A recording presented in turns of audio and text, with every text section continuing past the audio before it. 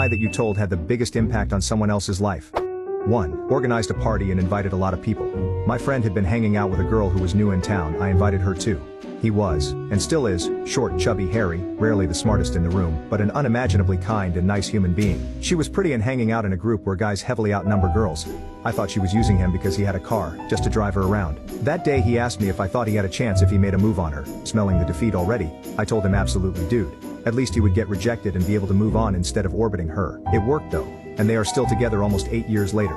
He still thanks me sometimes for helping him make up his mind. 2. When I was in grade 8, my little brother asked me what extrapolation meant, and I told him it was the act of defecating out a window, and that in the olden days, it was standard practice for pilots as there were no facilities on wooden planes. Didn't think anything of it, until years later he came home furious. He was in high school math class and the question came up, so he raised his hand and proudly answered to the confusion of his peers. Whenever he got up to use the